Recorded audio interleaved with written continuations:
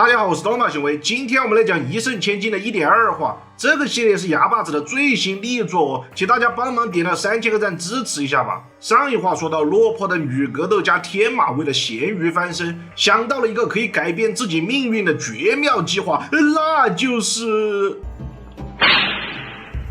生活乱升。不对啊，是搞地下格斗比赛了。在嘈杂的街头，一家延伸到地下的音乐酒吧，明明挂着打烊的招牌，门背后呢却是一片热闹非凡的景象啊！天马对自己初次经营的现场效果还是挺满意的。这间酒吧呢是花奈利用自己的黑道关系，在各大组织地盘的夹缝中抠出来的一个秘密场所可以说是理想中的黑白两道都不会来干涉的绝佳环境了。既然已经搞定了场地问题，那接下来就只差对战的选手了。一华自信满满的表示：“老娘当条子这么多年了，找些能打架的人来参加比赛，那还不是简简单单啊！”有鬼啊！然后画面中就非常唐突的出现了2个面目狰狞的小姐姐。我一看，哟，这不是上一话在街头打架的那2位吗？他们一位叫做路边打架女，另一位则是空手干架女王，这连称号都透露着一股现编的廉价感啊！不过呢，总归是凑齐了场地和选手，天马的地下竞技场也算是顺利开张了。一华表示，这些小混混们都是些头脑简单的人，但平时在大街上打架又怕被警察抓，我只需要告诉他们现在有个可以供他们解决私人恩怨的秘密场所，这些呆子们立马就会自动上钩的呀。所以呢，这其实就是天马最初的构想，利用花奈和一华的人脉关系，组建一个只限女子参加的地下拳赛。这样呢，不仅噱头十足，还能悄悄的敛财呀，并且还能减少周边的犯罪率，可以说是同时满足了废柴3姐妹的愿望。当然了，搞这种灰色产业呢，保密工作是很重要的。所有的观众都被提前搜查了电子设备，不然要是像全院那样被拍了照片还传到了网上，最后还要找公关团队来解决了，就太麻烦了。然后嘛，就是这个像是没睡醒的主持人，虽然他这个鸡窝发型还挺可爱的，但是和隔壁的俏香妹妹一比，那气质可就差远了。哎呀，没有办法了嘛，这种地下拳赛毕竟是小本经营，资源有限。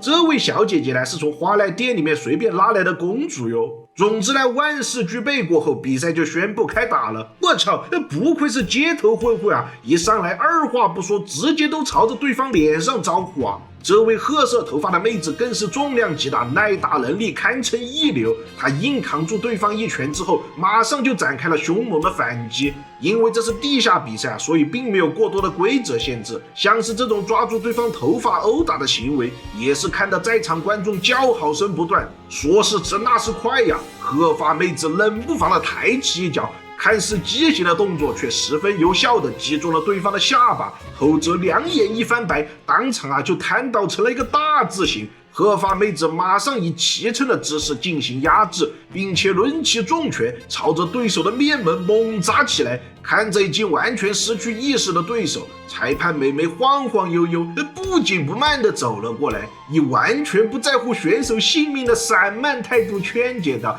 哎呀，行了，别打了，再打就要挂了。你叫什么名字来着？哎呀，反正就是这个女的，她获胜了，大家恭喜啊！”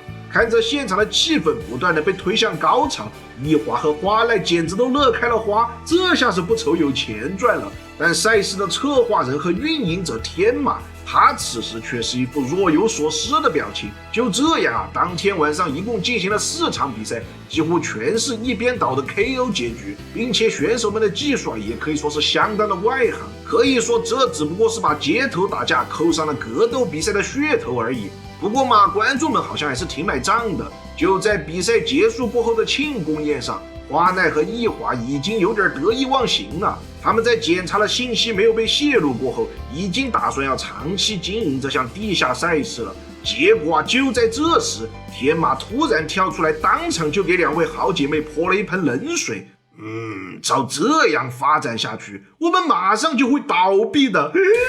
你说什么？一华还觉得天马是有点夸大其词了，但天马人家在格斗行业摸爬滚打了多年，自然是有他的道理啊。首先呢是参赛选手过于外行，就比赛的精彩程度而言，和专业团体完全无法相比啊！这次比赛之所以气氛还不错，就是因为顾客群体的问题。来看比赛的人啊，大部分都是参赛者的亲友团，所以气氛不会太差。但这也就表示客流量将会极度的不稳定啊，并且以混混作为主要客流的话，他们的消费能力啊实在是太低了。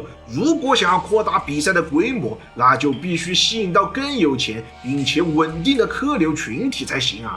一聊到这种专业性的东西，一华和花奈都被说得一愣一愣的。接下来啊，大家就开始讨论比赛改进的方向。经营 KTV 多年的花奈很善于笼络人心，所以他提出选手应该利用外表优势，尽量打扮得好看一点，也就是同时要具备花瓶和柴刀2项属性啊。并且以花奈的人脉，他倒是可以提供一些年轻漂亮的服务员之类的。然后天马表示，刚才那些呢属于是配菜了，我们现在啊急需一个能够撑起台面的主菜啊，也就是可以吸引观众掏钱的台柱子选手。And his name is John Cena。但是负责物色选手的一华抱怨道：“我认识的人全他妈是些混混啊！这要真有能打的，谁还愿意去当混混啊？你这个要求未免有点儿……”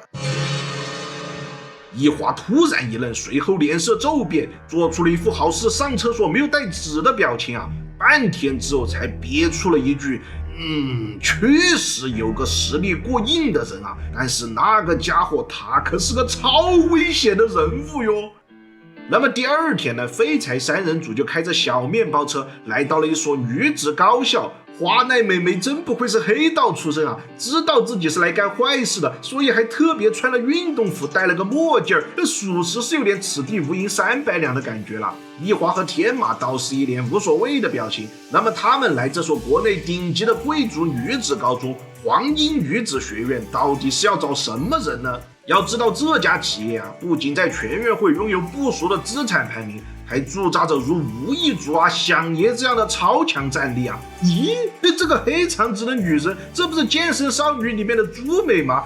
你们3个该不会是想来绑架富家大小姐，然后回去换赎金吧？但这时一华却表情非常不情愿地向天马介绍道：“我现在就算告诉你谁是目标，你估计也不会信的。我们要找的人啊，其实就是梦幻联动啊，真的是响爷和他的3个小伙伴啊。但是在他们的身后，有一位看起来与其他女高中生无异，但冥冥之中啊又透露出极度清纯与可爱气质的粉毛少女。她就是被称为日本最危险女高中生的本乡基奈。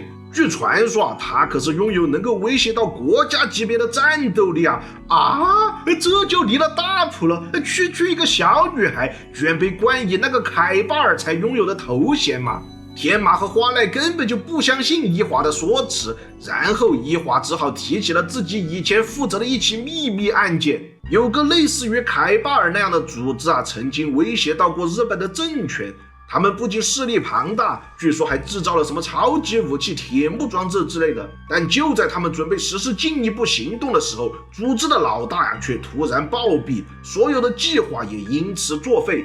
而那个本乡基奈正是组织老大的养女，她现在已经成功的洗白了身份，并且成为了有钱人家的大小姐。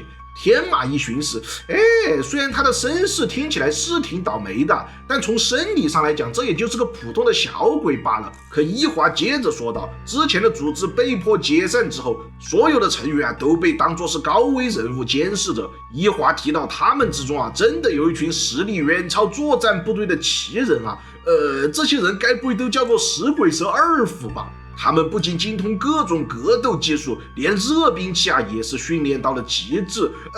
接下来该不会是要表演空手劫持飞机、占领核电厂之类的吧？我真的服了啊！这个设定算是把二府跟凯巴尔都缝合完了是吧？最离谱的是那个组织的老大就是把自己的养女基奈从小丢到这种超级士兵的圈子里面锻炼，在真刀实战中培养出来了一个毫无人性的怪物啊！